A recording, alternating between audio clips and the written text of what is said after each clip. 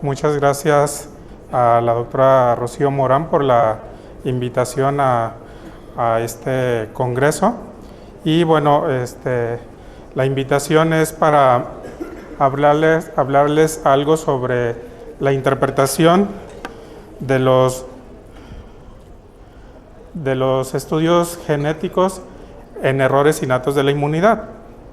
Entonces, si bien esta interpretación muchas veces es dada por el genetista, pero es importante que ustedes, como especialistas en su área, también conozcan algo de esto, porque bueno, la genética está en todos lados, ¿sí? Entonces, como un primer abordaje, es bueno que conozcan parte de esta interpretación de los estudios. Bueno, ¿qué son los errores innatos de la inmunidad? Bueno, esto pues ya todos lo sabemos, un grupo heterogéneo de trastornos causados por defectos genéticos que afectan funcionalmente al desarrollo y o la función del sistema inmunológico innato o adaptativo. Algo importante es que estos trastornos son de origen genético, que es a donde nos queremos enfocar, y es de esperar que la mayoría de ellos aparezcan en la infancia, pero no siempre aparecen en la infancia, sino que se diagnostican a veces en edad adulta, y esto es por el retraso que ya se conoce que hay en el diagnóstico, que en algunas inmunodeficiencias, en algunos errores innatos de la inmunidad, está hasta de 10 años este retraso en el diagnóstico. La mayoría de estos pacientes con errores innatos tienen una etiología poligenética, quiere decir, bueno, y no nada más ya poligenética, sino multifactorial, ¿sí? Entonces, hay muchos genes que están involucrados en cada una de esas patologías, pero también muchos factores ambientales que contribuyen a ella. Y ya no tan recientemente, pero gracias a la secuenciación de tercera generación, ha sido posible ver el impacto que tienen los genes en estas patologías. En las últimas décadas sobre todo, se ha identificado un número creciente de genes que se ha visto que participan en estos errores innatos de la inmunidad. La interpretación de estudios genéticos en estos errores innatos es entonces crucial para comprender el aspecto molecular de las enfermedades de estos errores innatos y así llevar un mejor manejo para el paciente.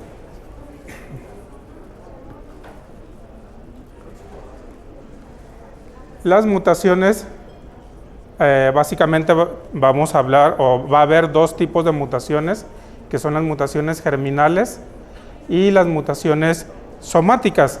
Las mutaciones germinales pueden tener una baja penetrancia en familias con una penetrancia incompleta, y las mutaciones somáticas, estas van a ser mutaciones adquiridas.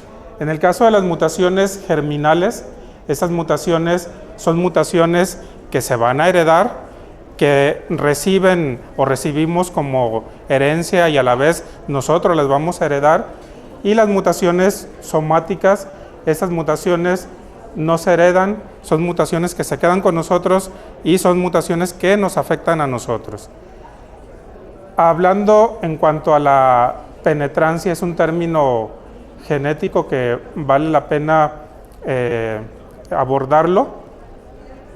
El término de penetrancia incompleta, baja penetrancia, es una característica que se le da a los genes para referirnos a qué porcentaje de ellos, a qué porcentaje de la población presenta una característica atribuida a un gen, ¿sí? Entonces, si estamos hablando de un gen que confiere cierto riesgo para una patología, entonces si el 100% de la población que tiene la mutación presenta esta característica, entonces hablamos de que ese gen tiene una penetrancia completa. Pero si cuando hablamos de una penetrancia incompleta, bueno, la penetrancia puede ir desde el rango de completa o total, quiere decir que una vez que está presente la mutación, sí o sí, la persona va a presentar la patología o el rasgo. Y la penetrancia incompleta, esta va en ciertos grados, puede haber una penetrancia del 50%, y entonces quiere decir que una vez que se presenta la mutación, solo el 50% de la población va a presentar el rasgo o la característica. Y bueno, como lo vemos aquí en la imagen, entonces esta penetrancia puede ser incompleta, quiere decir que no todos los afectados van a presentar la enfermedad. En algunos casos, el fenotipo solo se manifiesta cuando el paciente se enfrenta a ciertos disparadores ambientales, ciertos disparadores específicos, y entonces nos lleva a otro término que es la expresividad que presentan también estos genes. Esa expresividad puede ir también desde un rango de expresividad, aquí hablamos de expresividad única, expresividad variable, pero también vamos a hablar de una expresividad total o una expresividad variable. Y esa expresividad variable puede ser leve, moderada o completa, ¿sí? Y entonces, ¿qué nos dice esta expresividad? Que una vez que se presenta la mutación, va a haber un rango en la forma de presentarse los síntomas. Y estos síntomas pueden ser leves, moderados o en su forma completa. Entonces, el escenario más catastrófico sería que tuviéramos un gen que tuviera una penetrancia completa, una penetrancia total, con una expresividad total, ¿sí? Entonces, en estos casos, si está presente la mutación, sí o sí se va a presentar la enfermedad con el escenario más grave de características clínicas. Dentro de estos errores innatos de la inmunidad, el Comité de Expertos de la Unión Internacional de Sociedades de Inmunología ha reportado en 2002 un listado de más de 475 defectos genéticos atribuibles a estos errores innatos de la inmunidad como una causa monogénica de estos errores innatos.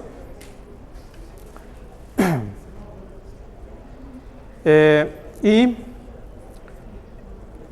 como hay una causa monogénica para estos errores innatos de la inmunidad, entonces es interesante o tenemos que abordar el punto de vista desde su tipo de herencia y la forma en cómo estas mutaciones o estas variantes las podemos analizar. Y entonces las variantes genéticas causan enfermedad al alterar, dice, el producto génico codificado, aboliendo o reduciendo la expresión y función de la proteína o modificando la proteína. Entonces, las variantes genéticas, una vez que se presentan, estas pueden presentarse también en una gama diferente de expresión. Aquí podemos tener, dice, una vez que se presenta puede haber una pérdida de función o una ganancia de función, dependiendo cómo se esté presentando esa variante. Y bueno, lo que estaríamos viendo es el efecto de alguna mutación en la secuencia del ADN, que esto por alguna situación pudiera estar llevando a una mala formación de una proteína, un mal plegamiento, y por lo tanto a tener una proteína normal o una proteína alterada. Esto nada más como recordatorio que para interpretar estos estudios genéticos se utiliza un código genético, que es este código de 3 bases, que al final van a codificar un aminoácido diferente. Y algo muy importante aquí cuando hablamos de estos aminoácidos que tenemos que saber es que dependiendo del cambio de aminoácido que se está ocurriendo, la importancia o no de este cambio de aminoácido es que si afecta mucho si es un aminoácido de las mismas características químicas o de diferentes características químicas. Si es un aminoácido con una misma polaridad, si es un aminoácido polar, un aminoácido no polar, entonces va a afectar en menor o mayor grado a la producción de la proteína.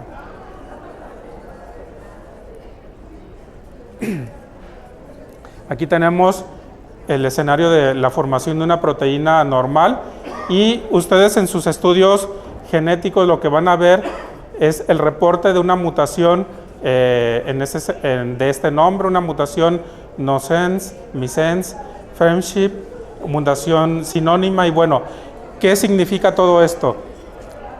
Cuando tenemos una proteína normal, es una codificación normal, tenemos un código genético aparentemente normal y que nos va a codificar una proteína en sus términos normales.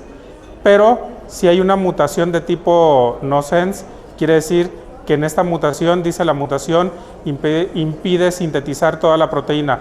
Esto lo que hace es que la presencia de la mutación hace que se codifique un codón de paro y entonces la proteína se produzca una proteína prematura, una proteína incompleta con funcionalidades diferentes.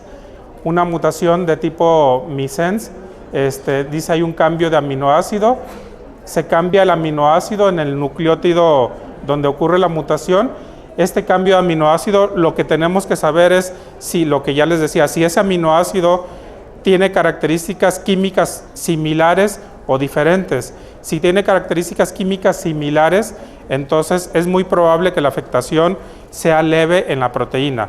Pero si es un aminoácido con características químicas muy diferentes, entonces la afectación en la proteína puede ser mayor.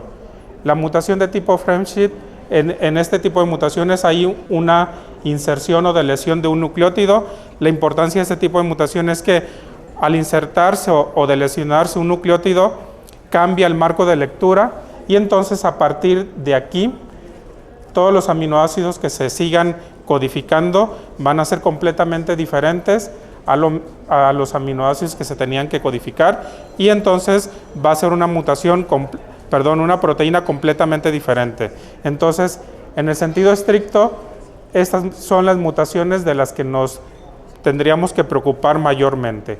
Y las mutaciones de tipo sinónimas, estas dice la mutación genera un codón que da lugar al mismo aminoácido, no hay diferencia en los aminoácidos.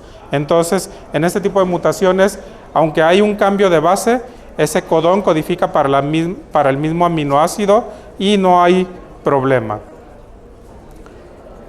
Entonces, ¿cuál es la codificación o la nomenclatura para nombrar o entender este tipo de mutaciones? Cuando en una mutación o cuando se reporta una mutación, ustedes van a ver la mutación de esta forma o de esta forma, y bueno, cuando se refiere a una C minúscula, lo que hace referencia es que hay un cambio en la secuencia del ADN codificante para la proteína. De las más comunes es la C y la P, que aquí habla de un cambio en la secuencia de la proteína, pero bueno, vamos a tener una M, que es un cambio en la secuencia del ADN mitocondrial, un cambio en la secuencia genómica y así sucesivamente. Entonces, bueno, como ejemplo vamos a tener que aquí se refiere a un cambio en la secuencia del ADN codificante en el nucleótido 5410, en el cual produce un cambio de adenina por citosina, ¿sí? En habla de una deleción, el fragmento que se delesiona es de 4 pares de bases, del nucleótido 124 al 128. Aquí habla de un tipo de mutación de lesión-inserción, quiere decir que en algunos escenarios puede estar presente una deleción de 4 pares de bases o una inserción de 4 pares de bases. Igual, aquí en estos habla de un cambio en la proteína. Hay un cambio en el codón 32 de un triptófano por una leucina. Aquí habla de que hay una mutación, pero la mutación produce un aminoácido del mismo tipo que el anterior, entonces no hay cambio como tal.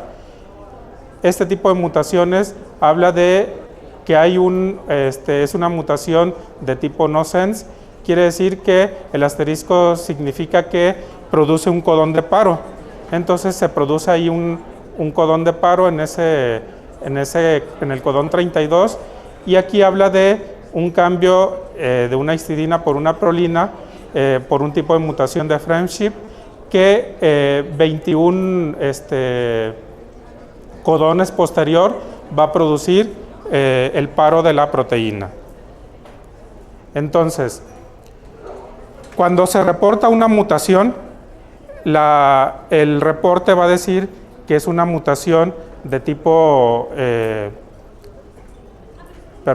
patogénica o de tipo benigna, o se les van a reportar más bien de esta manera. Entonces les van a decir, tal mutación, este es el cambio que ocurre y es patogénica. O tenemos esta mutación en el gen ABCG8, el cambio que ocurre y incrementa, hay un riesgo incrementado en el alelo, o les van a decir que es de significado incierto. Entonces, cuando les dicen que es patogénica, ustedes inmediatamente atribuyen a que el gen es el causante de la patología que está presentando el paciente, ¿sí?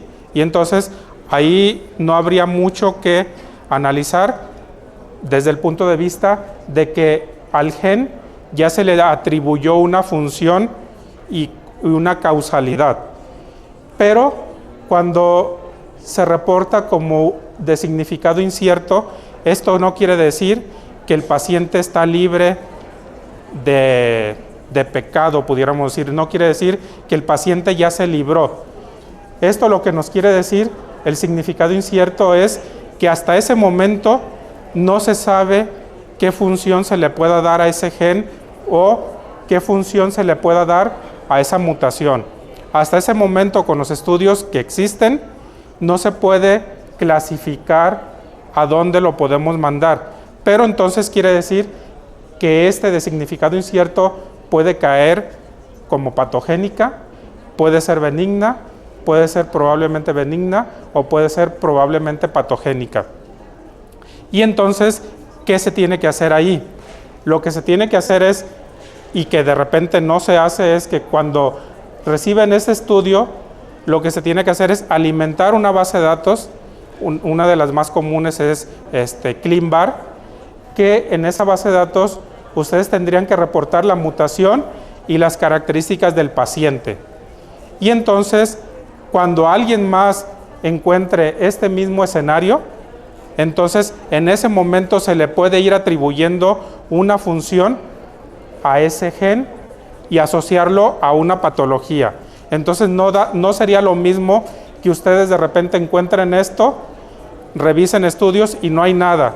Pero si de repente al revisar ustedes encuentran que en tal lugar alguien más ya lo reportó atribuido, no sé, a una hipogamaglobulinemia, algún síndrome X, entonces eso les puede dar a ustedes la pauta de decir, bueno, pues esta mutación que aparentemente es de significado incierto, yo la puedo clasificar aquí o la puedo clasificar acá, ¿sí?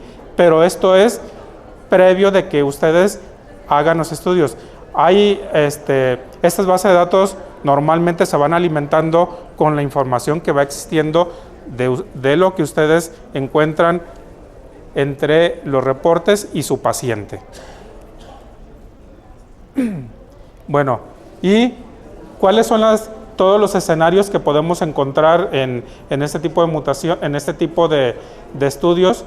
Bueno, puede haber afectación, alteración de la expresión génica, ya sea si la mutación está en una región promotora o cercana a la región reguladora 5' o 3' del gen. Puede haber cambio en la funcionalidad o estabilidad de la proteína. Podemos tener una proteína trunca, ya decíamos una proteína de terminación prematura.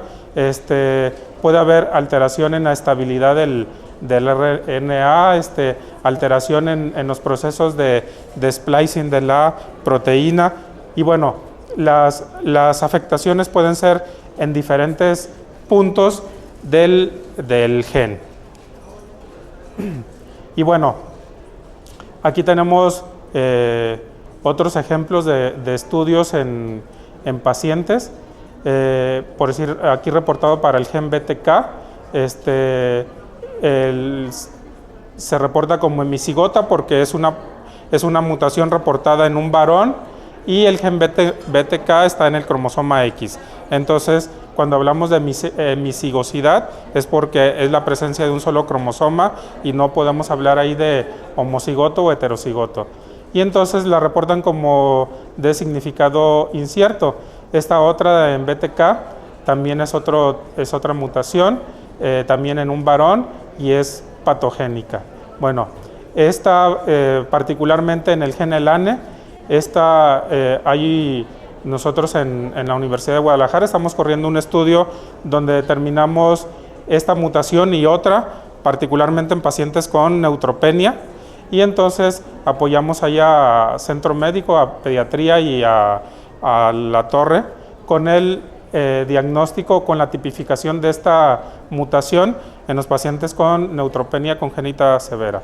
Y bueno, aquí tenemos otros reportes de otras mutaciones que igual les decía, estas que se reportan como patogénicas y las de significado incierto. Estas de significado incierto hay que,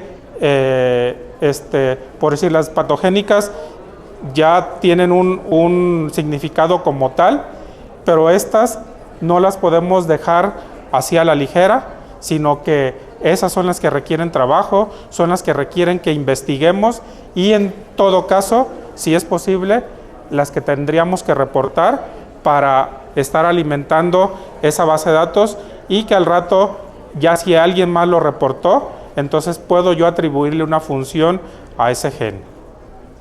Y entonces sacarlo de ese significado incierto y clasificarlo como patogénica o como benigna. Aquí hay otro reporte en el receptor 2 el receptor de la interleucina 2, y también vemos el cambio en el nucleótido 667, que es un cambio de guanina por timina. Esto ocasiona un cambio en la proteína de una valina por una fenilalanina, y bueno, esto se asocia a la inmunodeficiencia combinada severa ligada al X. Y bueno, la nomenclatura para algunos estudios citogenéticos, y un ejemplo también de esos estudios citogenéticos en inmunodeficiencia común variable. Se ha reportado una mutación, una deleción de un fragmento de 13,000 pares de bases, donde vean toda la cantidad de genes que se pierden. Y igual aquí en el síndrome de DiGeorge hay una deleción en el cromosoma 22, en el brazo, en Q 11.2, y la nomenclatura en cómo se va a reportar es toda esa. Y bueno, finalmente donde quiero llegar es, por decir, una de las translocaciones más comunes que ocurren en muchos estudios, estudios genéticos, es la translocación que produce el cromosoma Filadelfia. En algunos errores innatos de la inmunidad aumenta la susceptibilidad a leucemias con alteraciones cromosómicas en pacientes con inmunodeficiencia combinada severa. Una de ellas es por una translocación en el cromosoma 922 en el brazo corto en Q34, Q31, que esto lo que ocasiona es ciertas leucemias, ciertos linfomas o leucemia mieloide crónica. Y entonces lo que vemos aquí es, tenemos el gen ABL, el gen BCR, se delesiona el gen ABL y se inserta cerca del gen ABL en el cromosoma 22, y entonces esto lleva a esa translocación. Sí, son ejemplos nada más de algunas mutaciones en este tipo de errores. Y bueno, muchas gracias.